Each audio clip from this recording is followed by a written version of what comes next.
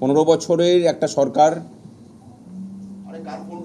যে সরকারটা এই নবান্নটাকে একটা যক্ষপুরী করে রেখেছিল, সেই যক্ষপুরী ভেঙে আমরা যখন ঢুকছিলাম মনে হলো যেন অঘ্রাণের একটা সুবাতাস বয়ে যাচ্ছে, তার মধ্যে দিয়ে আমরা প্রবেশ করেছি। বিগত 15 বছর ধরে কর্মচারীদের সাথে মুখ্যমন্ত্রীর বসে তাদের আলাপ আলোচনা করা, তাদের সমস্যার কথা শোনা, কর্মচারীদের মুখ থেকে রাজ্যের সাধারণ মানুষের দুঃখ দুর্দশার কথা শোনার মতো অবকাশ তারা পাননি।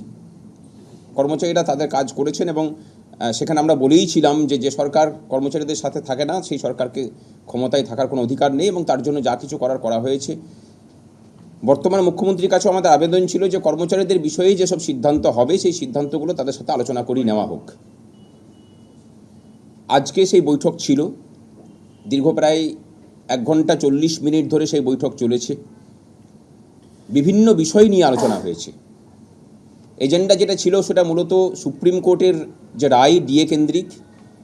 আমরা জানি যে পূর্বের সরকার সেই ডিএ রায় মানার ক্ষেত্রে যেভাবে ছত্রে ছত্রে তাকে অবমাননা করেছে, বর্তমান সরকারের মুখ্যমন্ত্রী তার প্রথম যে স্বাগত ভাষণ আমাদের উদ্দেশ্যে রাখেন সেখানে পরিষ্কার করে দেন যে এই রায় মানার ক্ষেত্রে আমরা কোনো রকম কোনো কনফ্রন্টেশনে যাব না। আমরা সম্পূর্ণরূপে সুপ্রিম কোর্ট যা বলেছে সেই সুপ্রিম কোর্টের রায়কে অক্ষরে অক্ষরে মেনে আমরা কাজ করব এবং সেই অনুযায়ী তারা কাজ শুরু করার নির্দেশ দিয়েছেন মাননীয় মুখ্য সচিব এবং অর্থ সচিবকে।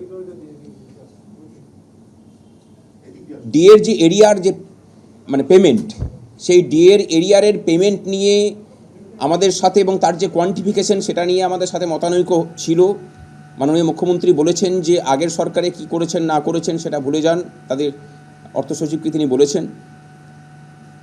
কর্মচারীদের সাথে আলোচনা করে এবং ইন্দু মালহোত্রা কমিটির সাথে আলোচনা করে সমস্তটাকে ঠিক করুন এবং সেভাবেই কোয়ান্টিফিকেশনটাকে ঠিক করুন। আমরা আশা করি যে কোয়ান্টিফিকেশন নিয়ে আমাদের যে মতানৈক্য হচ্ছে সেই মতানৈক্যটা মিটবে। এবং জিপিএফ অ্যাকাউন্টে দেওয়ার ক্ষেত্রে বলেছেন যে 2 বছরের লকিং পিরিয়ড, তিনি বলেছেন এই ফিনান্সিয়াল ইয়ারটা আমাদেরকে সুযোগ দিন, 1 এপ্রিল থেকে যাদের পিএফে জমা হয়েছে সেই টাকা তারা তুলতে পারবেন। যে বিষয়টা আলোচিত হয়েছে যে গ্রান্টি নেডের ক্ষেত্রে, উনি বলেছেন যে গ্রান্টি নেডের ক্ষেত্রে আমরা আলোচনা করে সেই বিষয়ে অর্ডার বের করার কাজকর্ম করছি এবং এক্ষেত্রেও ইন্দু মালহোত্রা কমিটির সাথে তারা আলোচনা করবেন। ইন্দু মালহোত্রা কমিটির সাথে পরবর্তী যে মিটিং হবে সেখানে আমাদেরও থাকার কথা বলেছেন এবং আমাদের পক্ষ রাখার কথা বলেছেন।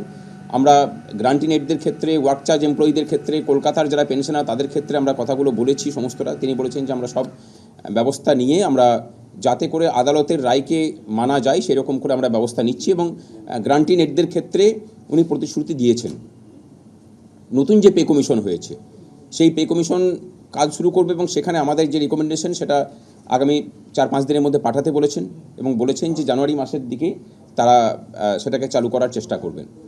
অস্থায়ী কর্মচারীদের বিষয়ে আমাদের যে প্রস্তাব ছিল যে যারা সেন্ট্রাল বিভিন্ন প্রজেক্ট বেসড যারা এমপ্লয়ি তাদের ক্ষেত্রে অন্যান্য রাজ্যে যেমন বেতন পান সেই বেতন এখানে দিতে, আর যারা এই সরকারের যারা এমপ্লয়ি তাদের ক্ষেত্রেও বিভিন্ন রকমের বৈষম্য আছে সেই বৈষম্যগুলোকে মেটানোর কথা আমরা বলেছি এবং তারা সেটাকে এগ্রি করেছেন।